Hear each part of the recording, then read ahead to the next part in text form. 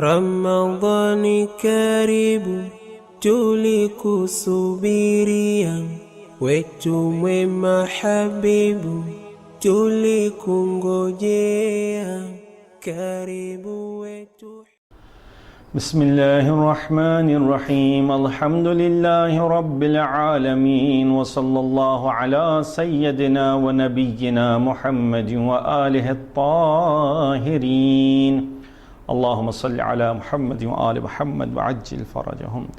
Allahumma adhinta li fi du'aika wa mas'alatik fasma' ya sami'u midhati wa ajib ya rahimu da'wati وَأَقِلْ يَا غَفُورُ عَثْرَتِي. ہماری discussion دعائے افتتاح کے اوپر چل رہی تھی اور ہماری ڈسکشن اس دعا کے اس ٹکڑے پر پہنچ گئی تھی اللہم اذنت لی فی دعائک ومسألتک.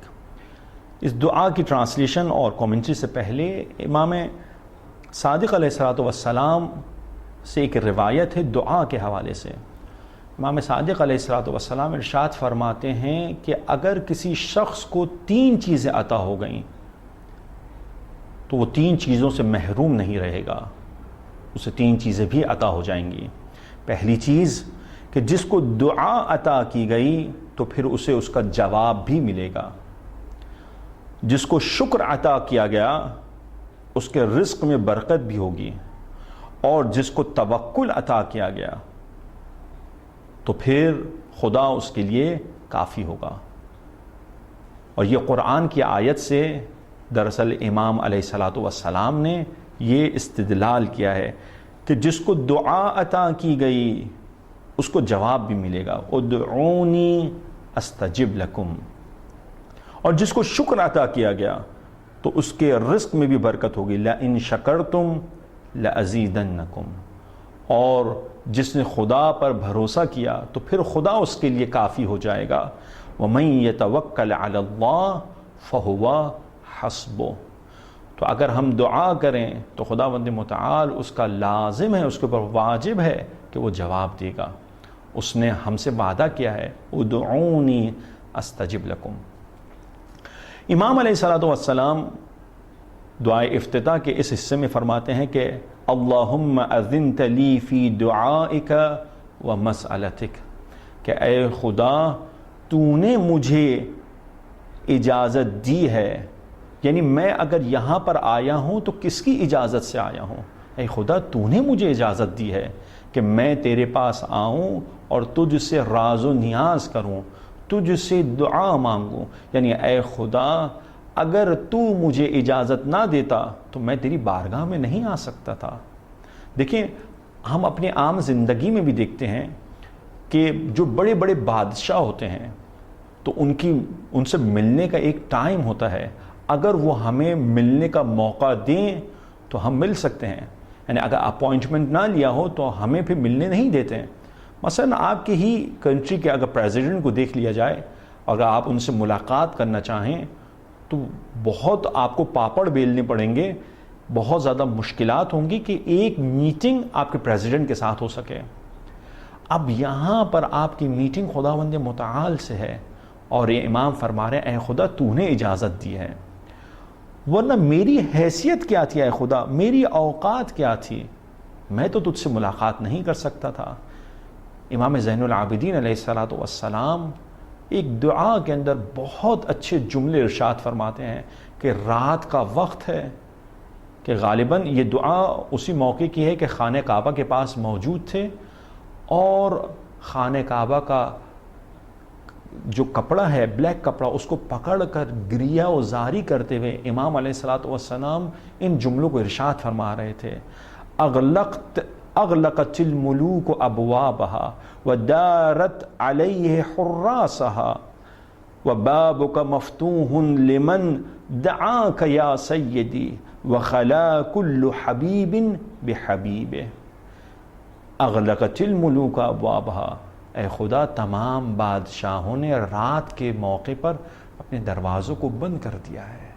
آپ رات کے وقت جا کر بادشاہوں سے ملاقات نہیں کر سکتے ہیں، سیکیورٹی اور سیفٹی کا معاملہ ہے.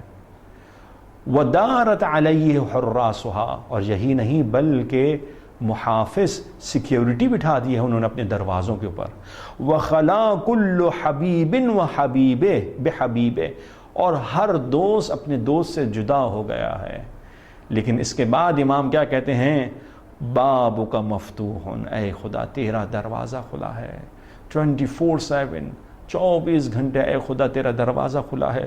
لمن دعاک یا سیدی، اے خدا جو تجھ سے دعا کرے، اے میرے مالک، اے میرے سردار، جو تجھ سے دعا کرے اے خدا اس کے لیے دروازہ تیرا کھلا ہے.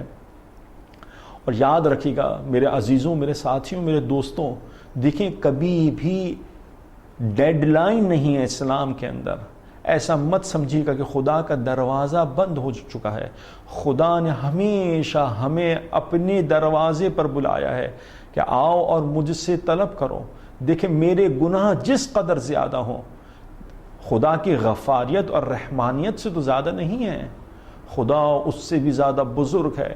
جس قدر انسان گناہ اس نے اگر انجام دیا ہو، کبھی بھی مایوس نہ ہو خدا کی رحمت سے. حضرت موسیٰ علیہ السلام پہ جب قارون نے تہمت لگائی کہ نعوذ باللہ کہ موسیٰ علیہ السلام نے زنا کیا ہے، تو حضرت موسیٰ علیہ السلام نے شکایت کی خداوند متعال کی بارگاہ میں اور عذاب کا تقاضا کیا. تو خدا نے حکم دیا کہ اے موسیٰ، یہ زمین تمہارے اختیار میں ہم نے قرار دے دی، جو چاہے کرو. حضرت موسیٰ علیہ السلام نے حکم دیا کہ اے زمین قارون کو اپنے اندر نگل لے. حکم ہوا تو پیروں تک قارون زمین کے اندر دھس گیا. پھر حضرت موسیٰ علیہ السلام نے حکم دیا کہ اور اس کو نگل لے، تو سینے تک، چیسٹ تک قارون زمین کے اندر دھس گیا. جب قارون نے یہ حالت دیکھی تو گریہ کرنے لگا، گڑ گڑانے لگا اور التجا اور التماس کرنے لگا، اے موسیٰ مجھے معاف کر دو، مجھ سے غلطی ہو گئی. لیکن موسیٰ نے نہیں سنا، اور موسیٰ نے پھر حکم دیا کہ قارون کو نگل لیا جائے. اور قارون اپنی تمام مال و دولت کے ساتھ زمین کے اندر دھس گیا. اس کے بعد خداوند متعال نے موسیٰ علیہ السلام سے خطاب کیا اور فرمایا، بولا اے موسیٰ قارون نے تجھ سے کتنی دفعہ التماس کی؟ بولا اے میرے مولا 70 بار قارون نے مجھ سے فارگیونس کا کہا. تو خداوند متعال کہتا ہے کہ اے موسیٰ میری جبروت کی قسم، اگر ایک دفعہ قارون مجھ سے کہتا اور مجھ سے فارگیونس کے لیے کہتا تو میری جبروت کی قسم میں اس سے معاف کر دیتا. لیکن یہ فرق ہے بندے میں اور خداوند متعال میں. خدا سے جو مانگے گا خدا اس کو عطا کرے گا. اور خدا یہی کہہ رہے ہیں کہ میں نے تمہارے لیے ماہ رمضان میں دروازے کھول دیے ہیں. اللہم اذنت لی فی دعائک و مسألتک، اے خدا تو نے مجھے اجازت دی ہے. اچھا اگر اجازت دے دی ہے تو میں کس لیے تیری بارگاہ میں آیا ہوں؟ فاسمع یا سمیع مدحتی، تو اے میرے خدا اگر تو نے مجھے اجازت دے دی ہے تو اے سننے والے میری مدحت کو سن لے. وَأَجِبْ يَا رَحِيمُ دَعْوَتِي، اور اے رحیم میری دعا کے اوپر جواب دے. وَأَقِلْ يَا غَفُورُ عَثْرَتِي، اور اے کریم پروردگار مجھ سے جو خطائیں ہوئیں، جو لغزشیں ہوئیں، جو مسٹیکس ہوئیں، اے خداوند متعال ان کو معاف کر دے. اس کے بعد امام علیہ السلام کے عجیب جملے ہیں. اس کے بعد فَقَمْ يَا إِلَٰهِ مِن قُرْبَةٍ قَدْ فَرَّجْتَهَا، اے خدا ایسا نہیں ہے کہ پہلی دفعہ مجھ پر کوئی پرابلم آئی ہو اور تو نے اس پرابلم کو مجھ سے ہٹا دیا ہو، بلکہ اے خدا کتنی ہی دفعہ مجھ پر مصیبتیں اور پریشانیاں آئیں اور تو نے ان پریشانیوں کو میرے اوپر سے ٹال دیا. وَهُمُومٍ قَدْ كَشَفْتَهَا، اور کتنے ہی غموں کو اور وریث کو خداوند متعال ان وریث کو تو نے پہلے ہی دور کر دیا ہے.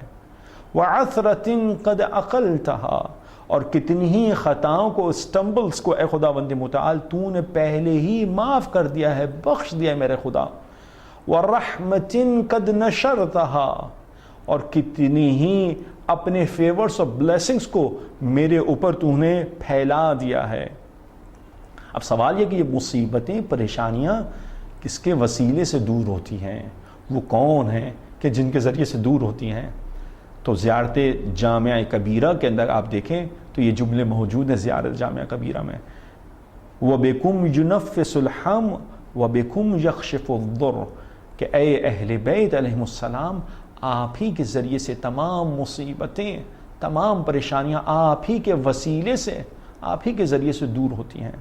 اور آخری یہ جو اسی پارٹ کے اندر جو آخری چیز ہے اس میں ڈسکشن کرنا چاہوں گا، وَحَلْقَةِ بَلَائِن قَدْ فَقَقْتَهَا، اور کتنی ہی بلائیں ہیں جنہیں مجھے گھیر رکھا تھا، مصیبتیں، بلائیں، پریشانیاں، اے خداوند متعال ان بلاؤں کی زنجیروں کو تو نے توڑ دیا، اے خداوند متعال۔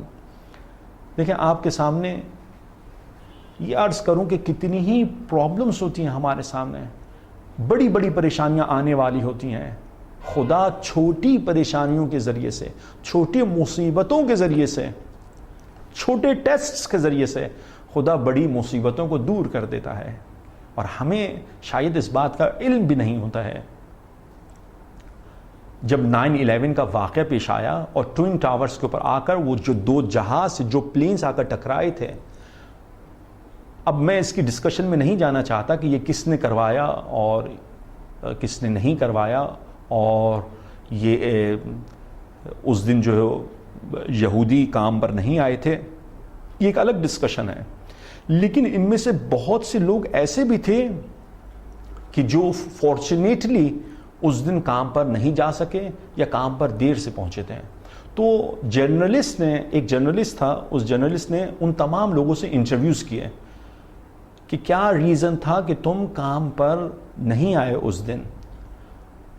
تو ایک شخص سے بات ہوتی ہے، وہ کہتا ہے کہ دیکھیں میں کام پر جانا چاہتا تھا اور میری بیوی میرے لیے انڈا بنا رہی تھی، ایگ فرائی کر رہی تھی، تو باتوں باتوں میں میری اس سے تھوڑی سی، ہم جو اردو میں کہتے ہیں تو میں ہو گئی، لڑائی ہو گئی، تو اتنی دیر میں میرا انڈا جل گیا تھا، تو دوبارہ انڈا مجھے بنانا پڑا، تو اتنے میں لیٹ ہو گیا، اور جب پہنچا تو دیکھا کہ ٹوئن ٹاورز کے اندر، ٹوئن ٹاورز کے اوپر اٹیک ہو چکا ہے۔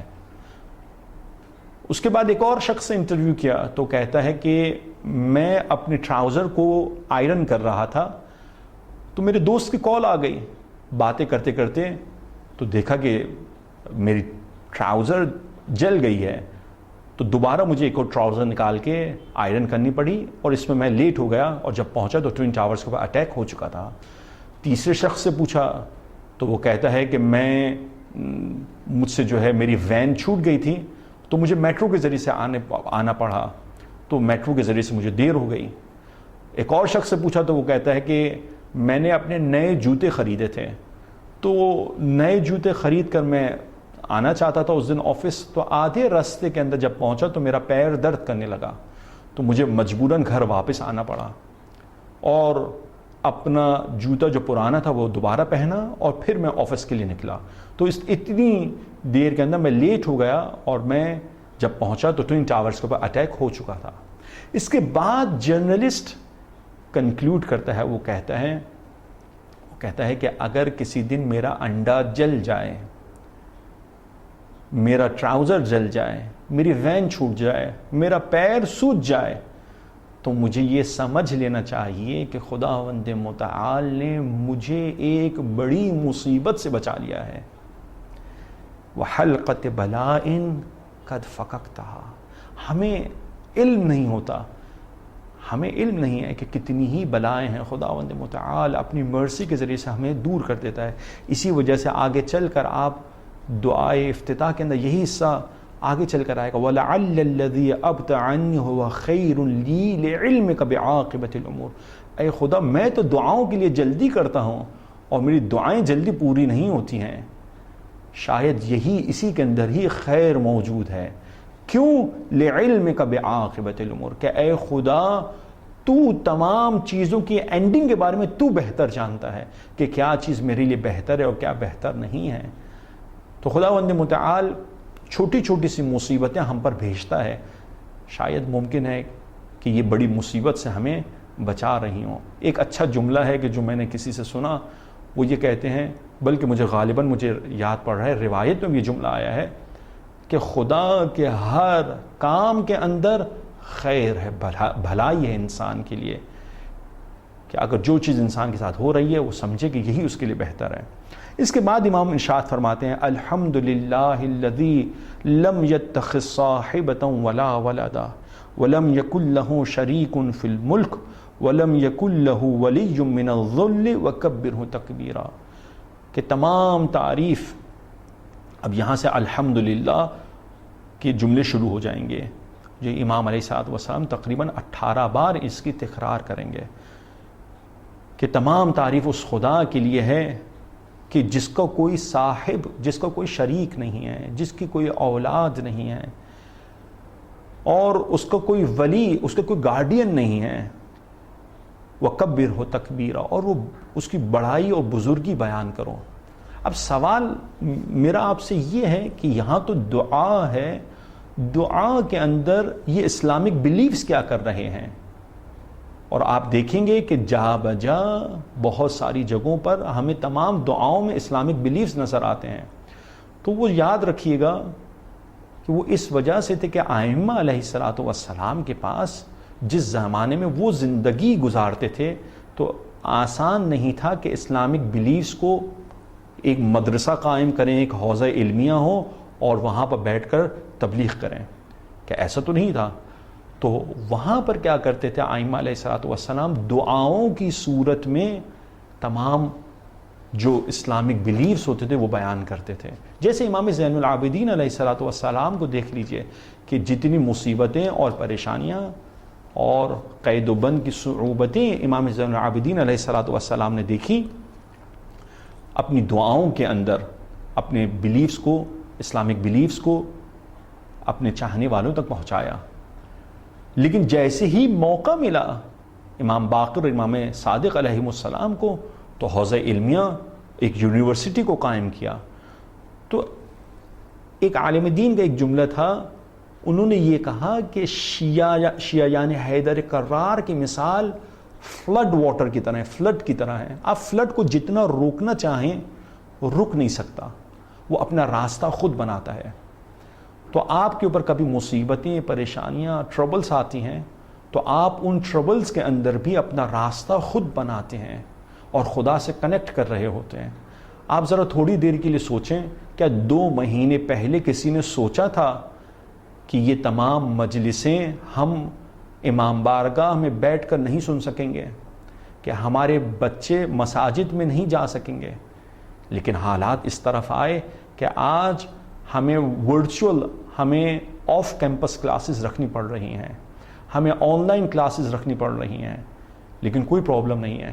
یہی امام سے ہم نے سیکھا ہے کہ دعاؤں کے ذریعے سے، کہ جہاں پاسبل نہ ہو سکا تو دعاؤں کے ذریعے سے معارف اہل بیت ہم تک پہنچائے۔ تو ہم بھی یہی کریں گے کہ یہی سوشل میڈیا کہ جو دین اسلام کے خلاف استعمال کیا جاتا تھا، ہم اس کو دین کے لیے استعمال کریں گے۔ اور آیت اللہ امینی کا ایک بہت اچھا جملہ ہے، وہ یہ کہتے تھے کہ دعاؤں کو صرف ثواب کی نیت سے نہیں پڑھا جائے، بلکہ اسے علم حاصل کرنے کی نیت سے پڑھا جائے۔ اور اگر علم حاصل کرنے کی نیت سے پڑھو گے تو تمہیں ثواب تو مل ہی جائے گا۔ یعنی ہم دراصل غور و فکر کریں کہ ائمہ علیہ الصلوۃ والسلام نے اس میں کیا ارشاد فرمایا ہے۔ اس کی مثال بالکل ایسے ہی ہے جیسے اگر آپ کسی کومبو ڈیل کے لیے جائیں اور ایک کومبو ڈیل ہو، اس ڈیل کے اندر مثلا ایک پیپسی بھی موجود ہے اس کے اندر، اگر آپ وہاں پر جا کے کومبو ڈیل میں جا کے آپ اس کو 10,000 شیلنگز دیں اور کہیں کہ مجھے صرف یہ پیپسی دے دو، تو وہ شخص کہے گا ارے بے وقوف انسان، تم یہ پوری ڈیل لے لو، تمہیں پیپسی تو ویسے ہی مفت میں ملنی ہے۔ تو ہماری مثال بھی یہی ہے کہ ہم صرف ثواب کے پیچھے دوڑ رہے ہوتے ہیں، لیکن اگر علم کے لیے ہم دوڑیں اور علم کے لیے جائیں، ان دعاؤں کو پڑھیں تو ہمیں ثواب بھی مل جائے گا۔ اس کے بعد امام علیہ الصلوۃ والسلام ارشاد فرماتے ہیں الحمدللہ الذی بجمیع محامدہ کلہا علی جمیع نعمہ کلہا، کہ تمام تعریف، تمام پریز خدا کے لیے ہے، اس کی تمام خوبیوں کے ساتھ، اس کی تمام نعمتوں کے اوپر۔ کتنی نعمتیں خداوند متعال نے ہمیں دی ہیں، ان تعدوا نعمت اللہ لا تحصوها، اگر تم خدا کی نعمتوں کا حساب کرنا چاہو تم اس کا حساب نہیں کر سکتے، کتنی نعمتیں دی ہیں۔ آیت اللہ سید محمد حسین طباطبائی ایک جملہ ارشاد فرماتے تھے تفسیر المیزان میں کہ اگر مجھے یہ دیکھنا ہو کہ جو نعمت خدا نے مجھے دی ہے آیا وہ رحمت ہے یا زحمت ہے یا خدا کا عذاب ہے تو کیسے پتہ چلے؟ تو وہ کہتے تھے کہ اگر یہ نعمت خدا کی عبادت میں انسان استفادہ کرے تو یہ خدا کی جانب سے ایک رحمت ہے، لیکن اگر یہی نعمت خدا سے دور کر دے تو پھر یہ نعمت رحمت نہیں ہے بلکہ یہ خدا کی طرف سے عذاب ہے۔ کتنی نعمتیں خدا نے دی ہمیں، اب یہ ہم پر ڈیپینڈ کرتا ہے کہ ہم ان نعمتوں کو کیسے استفادہ کریں۔ ہم نے کبھی تھوڑی دیر کے لیے سوچا ہے یہ نعمت محبت اہل بیت علیہ السلام کتنی بڑی نعمت ہے؟ دنیا کی تقریباً 98% پاپولیشن اہل بیت علیہ السلام کی محبت سے دور ہے۔ تھوڑی دیر کے لیے سوچیں کہ جو ہمارے گرینڈ پیرنٹس جنہوں نے مائگریشن کی اور جو اہل بیت علیہ السلام کے دین سے مرتبط ہوئے، اگر وہ یہ زحمتیں نہ کرتے تو پھر ہمیں کتنی مشکل ہوتی اہل بیت کے پاس پہنچنے میں۔ اس ماہ مبارک رمضان میں اپنے گرینڈ پیرنٹس کو بھی یاد کریں کہ اس بڑی نعمت کو اس نے ہمیں بغیر کسی زحمت کے ہم تک پہنچا دیا۔ امام صادق علیہ السلام سے ایک روایت ہے، پہلے تو قرآن کی آیت سورہ تکاثر کی آیت نمبر 8 کہ ثم لتسألن یومئذ عن النعیم، کہ روز قیامت تم سے خدا کی نعمتوں کے بارے میں پوچھا جائے گا۔ تو ابو حنیفہ امام صادق علیہ السلام کی خدمت میں حاضر تھا۔ امام صادق علیہ السلام نے پوچھا کہ اے ابو حنیفہ تم اس آیت کے بارے میں کیا کہتے ہو؟ یہ کون سی نعمت ہے خداوند متعال روز قیامت ہم سے سوال کرے گا؟ تو ابو حنیفہ کہتا ہے کہ یہ وہی تو نعمت ہے کہ جو کھانا پینا ہے، کہ ہم نے کیا کھایا، ہم نے کیا پیا، اس کے بارے میں خدا ہم سے پوچھے گا۔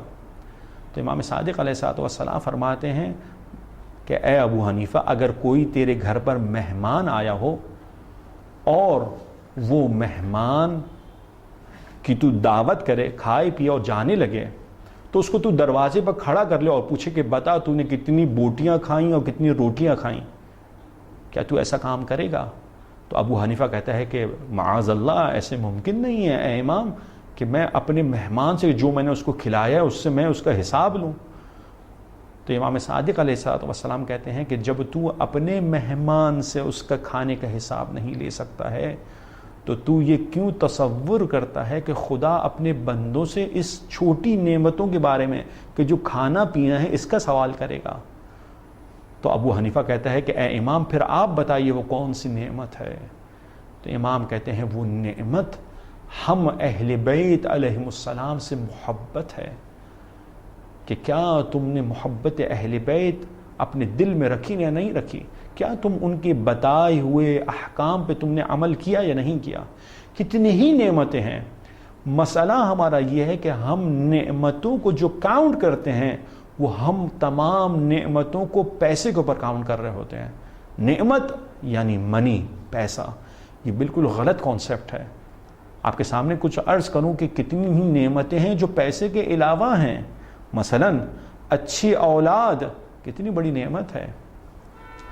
آپ کو لوگ اچھا سمجھتے ہیں، مومن سمجھتے ہیں، آپ کے عیب کے بارے میں نہیں جانتے ہیں، آپ مشہور ہیں لوگوں کے درمیان میں، یہ خدا کی کتنی بڑی نعمت ہے۔ آپ کے پاس علم کی دولت ہے، کتنی بڑی نعمت ہے۔ صحت و سلامتی ہے آپ کے پاس، الحمدللہ، کہ کتنے ہی لوگ ایسے ہیں کہ جو چل پھر نہیں سکتے، آپ الحمدللہ چل پھر سکتے ہیں، بھوکے تو نہیں ہیں۔ آپ ہی کے افریقہ کے اندر کتنے لوگ ایسے ہیں کہ جو بھوکے ہر روز سو رہے ہوتے ہیں، اہل بیت کے چاہنے والے ہیں، کتنے کے پاس اسکلز موجود ہے۔ یعنی میں آپ کو گنانا چاہوں تو یہ لسٹ لا تعداد ہے کہ جو خدا نے نعمت دی ہے۔ یہی نعمت جو پیسے کی نعمت ہمیں دی ہے خداوند متعال نے، مال و دولت ہے۔ یعنی ہم یہ دیکھ لیں ذرا، ہم اپنی نگاہیں تو دوڑائیں آپس میں۔ مثلا آپ افریقہ کے اندر ہی آپ دیکھ لیجئے، کم سے کم 50% سے تو آپ بہتر ہیں یا نہیں ہیں؟ علماء یہ کہتے ہیں کہ دیکھیں دنیا کے اندر اپنے سے اوپر کو نہ دیکھو بلکہ اپنے سے نیچے والوں کو دیکھو، اور اخروی زندگی کے اندر آخرت میں اپنے نیچے سے والوں کو نہ دیکھو، اپنے سے اوپر والوں کو دیکھو۔ ہم کیا کرتے ہیں؟ ہم اپوزٹ کرتے ہیں، ہم دنیا کے اندر اپنے سے اوپر والے کو دیکھ رہے ہوتے ہیں اور آخرت کے اندر ہم اپنے سے نیچے والے کو دیکھ رہے ہوتے ہیں۔ ہاں میں اس سے تو بہتر ہوں، میں نے اتنے گناہ تو انجام نہیں دیے ہیں، جبکہ حقیقت تو یہ ہے کہ اس کا اپوزٹ ہونا چاہیے تھا۔ مال و دولت کے حوالے سے ایک آخری گفتگو اور آپ کی زحمت تمام، کہ جب جنگ خیبر ہوئی ہے اور بے پناہ مال و دولت مسلمانوں کے پاس آئی، کہ اس قدر مال و دولت مسلمانوں کے پاس آیا کہ گولڈ کو ایکس کے ذریعے سے توڑا گیا، اور لوگوں کے پاس پیسہ آنے کی وجہ سے ان کا لائف اسٹائل چینج ہو گیا۔ ہمارے ساتھ بھی ایسا ہی ہوتا ہے کہ جب پیسہ نہیں ہوتا ہے تو لائف اسٹائل کچھ اور ہوتا ہے، اور جب پیسہ آ جائے تو پھر ہمارا اٹھنا بیٹھنا کچھ اور ہو جاتا ہے۔ اب پھر بڑی بڑی گاڑیاں خرید لیتے ہیں، بڑے بڑے موبائلز لیتے ہیں، کپڑے لیتے ہیں، اور بڑے بڑے گھر بناتے ہیں، اپنا عالیشان زندگی گزارتے ہیں۔ یہی مسلمانوں کے ساتھ ہوا۔ رسول خدا صلی اللہ علیہ وآلہ وسلم یہ سب دیکھ رہے تھے کہ مسلمانوں نے کس طریقے سے اپنی زندگی کو تبدیل کر لیا ہے۔ ایک دفعہ رسول خدا صلی اللہ علیہ وآلہ وسلم نے جب وقت گزرا اور مدینہ کے اندر سمر کا سیزن آیا، اور آپ جانتے ہیں کہ مدینہ کے اندر گرمی بہت زیادہ پڑتی ہے، اس قدر گرمی پڑتی ہے کہ خورما جس کو کھجور کہتے ہیں کھجور پک جاتا ہے، تو انسان کا کیا حال ہوگا۔ تو یہ جو ایلیٹ کلاس تھی جس کو آپ ملینر کلب کہہ سکتے ہیں، یہ نماز ظہر کے لیے آتے تو تھے مسجد میں، کیونکہ بہرحال رسول خدا صلی اللہ علیہ وآلہ وسلم نماز پڑھا رہے ہیں، لیکن ظہر کی نماز کے بعد فوراً نماز پڑھ کر بھاگ جایا کرتے تھے، کیونکہ وہ گرمی برداشت نہیں تھی، اب لائف اسٹائل چینج ہو چکا ہے۔ ایک دفعہ رسول خدا صلی اللہ علیہ وآلہ وسلم نے ان سب کو فجر کی نماز ظہر کے بعد روکا، ان سب کو نماز ظہر کے بعد روکا، اور ان میں امام علی علیہ السلام بھی تھے، اور ان کو روکنے کے بعد ان کو کچھ ہدیہ دیا۔ ہدیہ دینے کے بعد رسول خدا نے کہا کہ جاؤ اس کو استفادہ کرو۔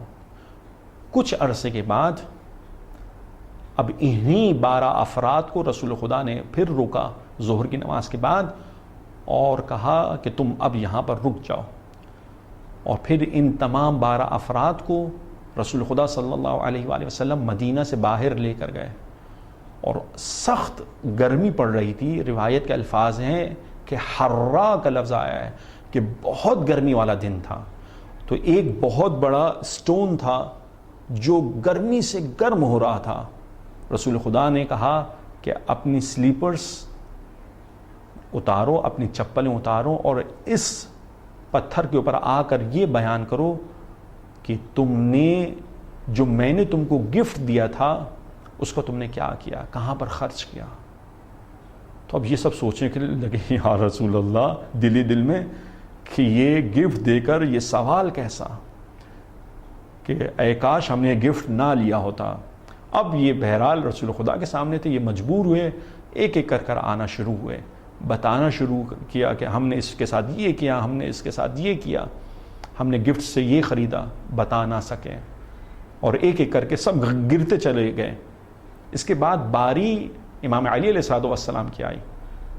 اچھا، جن کو کینہ تھا امام علی علیہ السلام سے، وہ اب اپنی مشکلوں اور پریشانیوں کو بھول گئے، اور اب علی کو دیکھنا شروع کیا کہ اب دیکھو مزہ آئے گا، کہ علی بھی دیکھو اب کھڑے نہیں ہو سکیں گے۔ کبھی کبھار ایسے ہوتا ہے کہ ہم جس سے بغض رکھتے ہیں، کینہ رکھتے ہیں، تو ہم اپنی پریشانیوں کو بھول جاتے ہیں اور دوسرے کی پریشانیوں پہ ہم خوش ہو رہے ہوتے ہیں۔ تو جب امام علی علیہ السلام کی باری آئی تو امام علی علیہ السلام اس پتھر پر آ کر کھڑے ہوتے ہیں اور کہتے ہیں انفقتو، یعنی جو تھا میں نے خدا کی راہ میں نے خرچ کر دیا، یعنی خدا کا مال خدا کی راہ میں خرچ کر دیا۔ کیسا حساب اور کیسی کتاب، یعنی رسول خدا صلی اللہ علیہ وآلہ وسلم اس چھوٹے سے انسیڈنٹ کے اندر یہ بتانا چاہ رہے تھے کہ دیکھو تمہارے پاس جو مال حلال ہے اور تم جو اس کو خرچ کر رہے ہو گرچہ تم حلال کے اندر خرچ کر رہے ہو لیکن اس کی ایک لمٹ ہوتی ہے، اس کی ایک لمٹ ہوتی ہے، اس لمٹ کے اندر رہ کے خرچ کیا جائے، اس سے زیادہ نہ بڑھا جائے۔ ایک عالم دین سے ہم نے سنا تھا کہ انہوں نے کہا کہ دیکھو 3 کرائیٹیریا تمہارے پاس ہونا چاہیے کہ جب تمہارے پاس مال خداوند متعال کی طرف سے مال آ جائے اور تم اس کو خرچ کرنا چاہو تو ان 3 چیزوں کو اپنے سامنے رکھو۔ پہلے خدا کو سامنے رکھو۔ مثلا اگر آپ شادی کرنا چاہ رہے ہیں اور ایک اچھی شادی کرنا چاہ رہے ہیں، خرچ کرنا چاہ رہے ہیں، تو اس سے پہلے آپ ذرا ان 3 چیزوں کو سامنے رکھیں اور پھر آپ خرچ کیجئے۔ خدا کو سامنے رکھیں، یعنی حرام کے اندر خرچ نہ کریں۔ دوسری چیز، خدا کی مخلوق کو سامنے رکھیں۔ کتنے ہی لوگ ایسے ہیں جو بھوکے اور پیاسے سو رہے ہوتے ہیں، ایسا تو نہیں ہے کہ ہم اپنا مال اسراف کے اندر خرچ کر رہے ہیں۔ تیسرا یہ کہا کہ انسان اپنے اوقات کو، اپنی جو اساس ہے، بیس ہے، اس کو یاد رکھے کہ بہت دفعہ ایسا ہوتا ہے کہ پہلے غریب تھا اب امیر ہو گیا، تو اپنی غربت کو یاد رکھے کہ میں غریب تھا، اور غریبوں کو یاد رکھے۔ روایت میں بھی یہی آیا کہ امام صادق علیہ السلام نے کہا کہ پل صراط سخت ترین مرحلہ ہوگا، وہاں سے گزرنا آسان نہیں ہوگا، ہر ایک جگہ پر پل صراط پر سوال ہوں گے، اور وہاں پر یعنی ثروت مند جو امیر انسان ہے وہ یہ کہے گا اے خدا، اے کاش میرے پاس یہ مال و دولت نہ ہوتی، کیونکہ اس مال و دولت کی وجہ سے مجھے جواب بہت دینا پڑ رہا ہے۔ اور یہ جو فقیر ہوں گے وہ کہیں گے اے خدا جتنا دیا تھا اے کاش وہ بھی نہ ہوتا، کیونکہ جو دیا ہے اب اس کا بھی جواب دینا پڑ رہا ہے۔ امام علی علیہ السلام نے جب 19ویں کی شب کو مسجد کی جانب جانا چاہ رہے تھے اور مرغابیوں نے دامن پکڑ لیا تھا امام علی علیہ السلام کا، تو ایک جملہ ارشاد فرمایا تھا امام نے حضرت ام کلثوم سلام اللہ علیہا سے کہ ان فی حلالها حساب وفی حرامها عقاب، اے بیٹی اس دنیا کے حلال کے اندر حساب ہے اور اس دنیا کے حرام کے اندر عقاب ہے۔ تو یہ نعمت خداوند متعال کی جانب سے ہمیں کتنی ہی ملتی ہیں، ہم اس نعمتوں کو صحیح طریقے سے خرچ کریں۔ الحمدللہ الذی بجمیع محامدہ کلہا علی جمیع نعمہ کلہا۔ انشاءاللہ دعائے افتتاح کو اگلے درس میں مزید کنٹینیو کریں گے۔ وصلی اللہ علی سیدنا و نبینا محمد و آلہ الطاہرین۔ Karibu mwezi mwema tulikusubiria, ni nyingi zako